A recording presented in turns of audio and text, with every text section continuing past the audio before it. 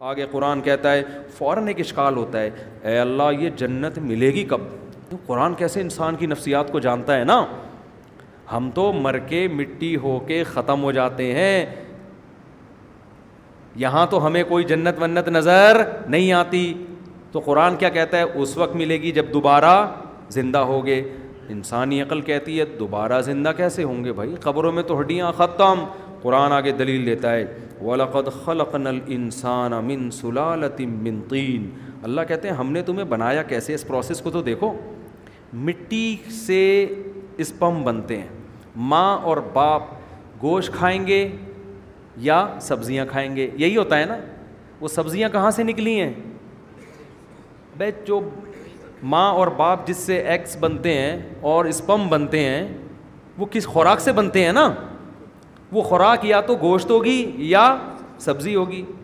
سبزیوں میں آلو ہے، پیاز ہے، ٹماٹر ہے، پالک ہے، جو بھی ہے، گوبھی ہے.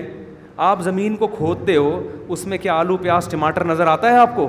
اتنا سا بیج ہوتا ہے. اس بیج میں ایک سافٹ ویئر انسٹال ہوتا ہے جس کا کام یہ ہوتا ہے، اگر وہ خربوزے کا بیج ہے اس میں ایک سافٹ ویئر ہے جس کا کام صرف زمین، گوبر، پانی، مٹی کو میسج دینا ہے کہ اس دفعہ گوبر، پانی، مٹی کے ملاپ سے خربوزہ بنانا ہے. وہ صرف اس کے لیے رکھا ہوا ہے. وہ بیج خربوزہ ہے نہیں، تبھی وہ بیج تو ختم ہو چکا ہوتا ہے تھوڑے دنوں میں.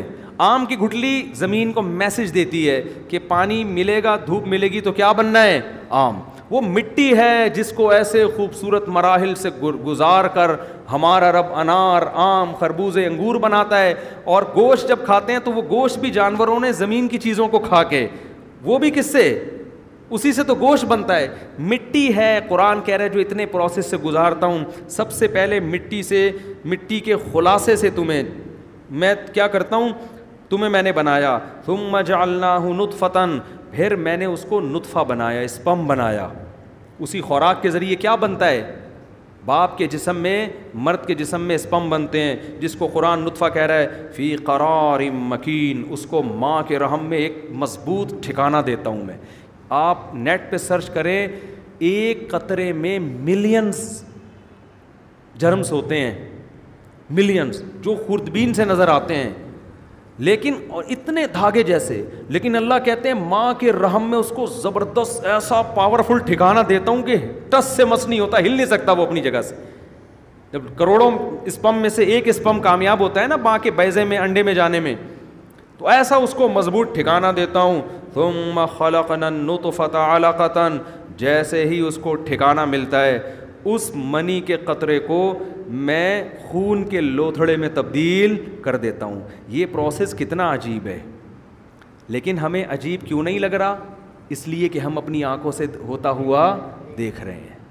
ورنہ مٹی سے منی بنانا، منی کو پھر خون میں تبدیل کر دینا. پھر اللہ کہتے ہیں فَخَلَقْنَا الْعَلَقَةَ مُضْغَةً، اسے پھر گوشت میں تبدیل کرتا ہوں، لحم میں.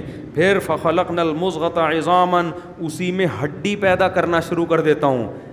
گوشت سے کیا بن رہی ہے؟ ماں کے پیٹ میں ہڈیاں بن رہی ہیں. فَكَسَوْنَا الْعِظَامَ اللَّحْمَ، اس ہڈیوں کے ڈھانچے پر خوبصورت گوشت چڑھا دیتا ہوں.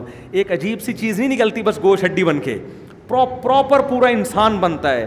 اسی منی سے اس کا دماغ بن رہا ہے.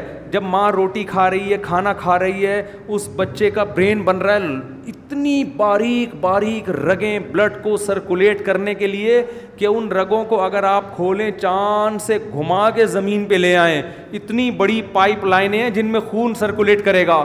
وہ پورے پائپ بھی ماں کے پیٹ میں بنے، ان پائپوں کو سمیٹ کے گچھا بنا کے بچے کی کھوپڑی میں اللہ نے فٹ کر کے ناریل جیسی کھوپڑی اوپر سے مضبوط بنا کے پیک کر دیا اس کے اندر. پھر دل بنا دیا اس کا، وہ دل ہارٹ بیٹ شروع ہوتی ہے، گردے، پھیپھڑے، کلیجے، یہ سارے مراحل کس سے ہو رہے ہیں؟ مٹی سے. قرآن مٹی کو کیوں فوکس کر رہا ہے؟ اس لیے کہ اعتراض ہی ہوتا ہے اللہ مٹی سے دوبارہ کیسے بنیں گے؟ تو اللہ کہتے ہیں ابھی تو بھی مٹی سے بن رہے ہو، ابھی بھی تو مٹی سے ہی بن رہے ہو. یہ تو تم نے اپنی آنکھوں سے دیکھ لیا کہ مٹی کیسے خربوزے میں تبدیل ہوتی ہے، مٹی سے کیسے آم بنتے ہیں، مٹی سے کیسے گوشت بنتا ہے، مٹی سے کیسے منی بنتی ہے، مٹی سے کیسے ماں کے بیضہ بنتا ہے. پھر ان کا ملاپ سے، اسی خوراک سے پھر جو مٹی سے بنتی آ رہی ہے اسی سے بچے کی آنکھ، ناک، کان، دل، دماغ، جگر، گردے، پھیپھڑے، کلیجے، یہ ساری کی ساری چیزیں بنتی ہیں. قرآن کہتا ہے ثم انشأناہ خلقا آخر، پھر ایک بالکل الگ تخلیق بنا دیتے ہیں. نخرجکم طفلا، بچہ بنا کے تمہیں ماں کے پیٹ سے باہر نکال دیتے ہیں ہم. یہ بالکل الگ چیز ہے. وہ کیا مٹی کا کھلونا ماں کے پیٹ میں بنایا اور جب تیار ہو گیا ماں کے بطن سے باہر نکالا اور ماں کی چھاتیوں میں اس کی خوراک کے لیے دودھ کے 2 چشمے جاری کر دی. ایتھیسٹ تو کہتا ہے اتفاق سے، ایوولوشن کا نتیجہ ہے. وہ بھائی ایوالو خود سے کوئی چیز اپنے آپ کو اتنے اچھے طریقے سے آٹومیٹیکلی نہیں کر سکتی. یہ کیا بات ہے، ادھر پیدا ہوا، ادھر ماں کی چھاتیوں میں دودھ، اسی مٹی سے اب کیا بن رہا ہے؟ دودھ. قرآن آگے کیا کہتا ہے؟ ثم انکم بعد ذلک لمیتون، یہ پورا پروسیس ہوتا ہے، پھر تم جوان ہوتے ہو، کھاتے ہو، پیتے ہو، اس کے بعد پھر تم دوبارہ مر جاتے ہو، مٹی ہو جاتے ہو. اب تم کہتے ہو دوبارہ کیسے اٹھیں گے؟ قرآن کہتا ہے ثم انکم یوم القیامۃ تبعثون. کوئی مسئلہ نہیں ہے جو اتنے سارے پروسیس سے گزار کے مٹی بنا سکتا ہے وہ اس عمل کو ریورس کر کے دوبارہ انسان بنا سکتا ہے، دوبارہ بنا کے کھڑا کر دے گا اپنے سامنے. سورہ حج میں اس مضمون کو اللہ نے اور انداز سے بیان کیا. یا ایھا الناس، ہے لوگو اگر تمہیں شک ہے کہ میں کیسے بناؤں گا، فَإِنَّا خَلَقْنَاكُم مِّن تُرَابٍ، دیکھو مٹی سے بنایا، ثُمَّ مِن نُطْفَةٍ، اس مٹی کو منی بنایا، ثُمَّ مِن عَلَقَةٍ، اسے خون بنایا، ثُمَّ مِن مُضْغَةٍ، پھر اسے گوشت بنایا. وہاں اللہ ثم کر کے پھر یہ ثم کیوں بیان کیا جا رہا ہے؟ 2 مراحل میں بڑا فرق ہے. اللہ کہہ رہے ہیں پھر اس کے بعد یہ ایک نیا کام ہوا ہے، پھر یہ ایک نیا کام ہوا، پھر یہ ایک نیا کام ہوا. سارے نئے نئے کام ہوتے ہوتے تم بچے بن کے ماں کے پیٹ سے باہر آ گئے. پھر ایک نیا کام ہوا، تمہیں جوانی کی دہلیز تک پہنچایا. پھر ایک نیا کام ہوا، تمہیں بڑھاپے کی طرف پہنچایا. لِكَيْ لَا يَعْلَمَ مِن بَعْدِ عِلْمٍ شَيْئًا، سب کچھ جانتے بوجھتے ہوئے بھی سب کچھ بھول چکے ہوتے ہو. تو قرآن کیسے دلائل دے رہے کہ جو خدا یہ کر سکتا ہے اس کو تم کہتے ہو یہ آٹومیٹیکلی ہو گیا. آٹومیٹیکلی تھوڑی ہو گیا، کوئی کر رہا ہے یہ. تو جو یہ کر سکتا ہے وہ دوبارہ کیوں پیدا نہیں کر سکتا؟ آگے قرآن کہتا ہے وَأَنزَلْنَا مِنَ السَّمَاءِ مَاءً، پھر ایسے پیدا کر کے چھوڑا نہیں، آسمان سے ایک اندازے کے حساب سے پانی برستا ہے. فَأَسْكَنَّاهُ فِي الْأَرْضِ، تمہیں ضرورت تھی ہم زمین میں اس کو محفوظ کر دیتے ہیں. ایسے سسٹم زمین میں لگایا ہوا ہے کہ پانی جاتے جاتے غائب نہیں ہو جاتا، ایک سطح پہ جا کے رک جاتا ہے. کیوں؟ جو بچہ پیدا ہوا ہے تاکہ وہ اس پانی سے فائدہ اٹھا سکے. ایوالو کیا ہوتا تو یہ کائنات خود اپنے آپ کو ایسے خوبصورت طریقے سے ایوالو کر رہی ہے کہ جو بچہ آیا ہے تو اس کو ضرورت کیا ہے، ساری ضرورتیں آٹومیٹیکلی پوری ہو رہی ہیں. قرآن کہتا ہے اسکناہ فی الارض وَإِنَّا عَلَىٰ ذَهَابٍ بِهِ لَقَادِرُونَ، ہم چاہیں تو اس پانی کو ختم کر دیں زمین سے. یہ ہم نے سسٹم بنایا ہے کہ ایک جگہ جا کے رک جاتا ہے. پھر قرآن کہتا ہے پھر ہم نے اس پانی سے تمہارے لیے کھجور کے باغات پیدا کیے. پانی مٹی گوبر کے ملاپ سے کیا بن رہا ہے بھائی؟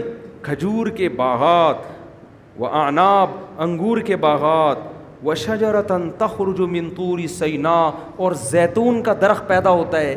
زمین میں آئل تلاش کرنے کے لیے کتنے ہزاروں فٹ گہرائی میں جانا پڑتا ہے.